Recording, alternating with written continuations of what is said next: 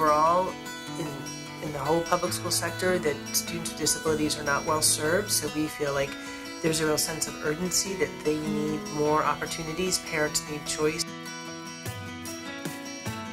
Part of that is parents being aware of it. What we've heard is that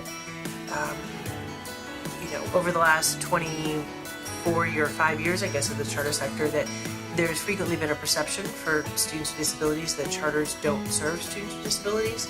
And one of the things that we're trying to do is raise awareness that absolutely charters serve students with disabilities, and that we think there's huge potential for charter schools to do great things for kids with disabilities.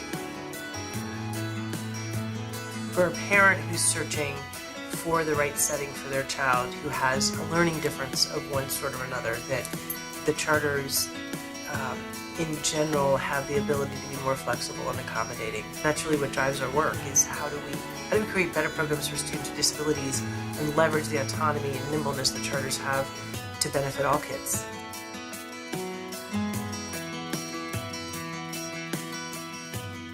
Obviously, we know that even our own district-run schools are segregated, which is an issue of access and equity, but we at minimum would hope that a charter school represents the neighborhood that they are in.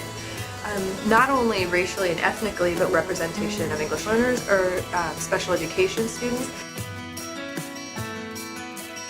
Our special education audit policy is a tool that we can use if we feel that it's very unusual based on the population in the city that this school doesn't have, any level 3 or 4 students with disabilities. How is that possible?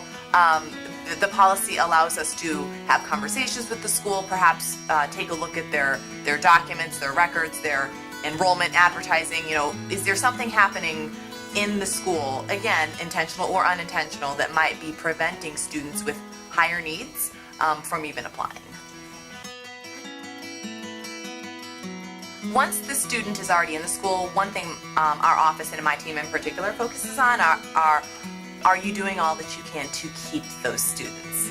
And is there any particular group of students that is exiting more than another group of students? So we look at mid-year withdrawal on a monthly basis to see, is there any school that has, is having mass flight out of their school?